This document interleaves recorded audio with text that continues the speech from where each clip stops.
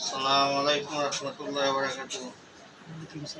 একজন রোগী সে অনেকদিন যাবৎ রক্ত শূন্যতায় ভুগতেছে। আজকে লিয়া মোট 3টা স্যালাইন দেওয়া হবে। অলরেডি 2টা স্যালাইন দেওয়া শেষ করেছি, আজকে আবার একটা নতুন দিব। এখনো জ্বর হয়ে গেছে, একটু জ্বর থাকে সবসময়, কিন্তু আগে থেকে জ্বরটা একটু হালকা কমছে। কিন্তু ওখানে পুরো হচ্ছে না, আজকে শেষ। 3টা স্যালাইন দিলে ইনশাআল্লাহ জ্বর যাবে, 1 সপ্তাহ সময় নেব, ওটা পুরো ভালো হয়ে যাবে। তারপর মুখ নিচে আসবে, আর যে সমস্যা আছে সকল সমস্যা দূর হয়ে যাবে।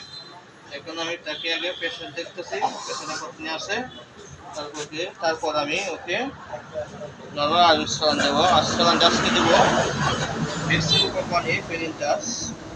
এখন আমি নিয়ে আসছি, এখন আমি করাবো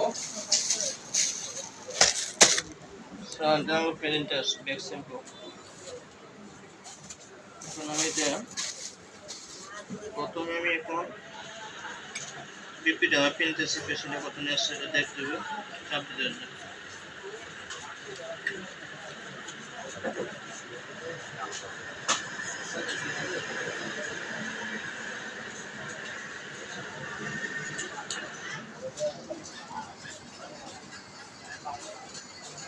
প্রেশার আছে 100, উপরে আছে 100, নিচে আছে 70।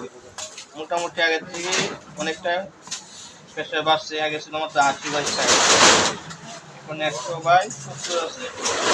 আলহামদুলিল্লাহ, আজকে একটা স্যালাইন দিলে পুরোপুরি আসবে এবং তার যে সকল সমস্যা আছে আস্তে চলে যাবে। উপরে আছে 100, নিচে হলো 70, 100/70 প্রেশার আছে। অনেকটা সুস্থ ইনশাআল্লাহ। আজকে স্যালাইন শেষ, আজকে দিলেই জ্বর যেটা আছে আস্তে আস্তে কমবো। আর এটা ভালো হচ্ছে 1 সপ্তাহ সময় লাগবো, 7 দিন সময় লাগবো পুরোপুরি সারতে। তাই রোগীরা ধৈর্যের সাথে থাকবো, আগে থেকে এখন অনেকটাই ভালো। জ্বর এখনো আছে, জ্বর থাকবো।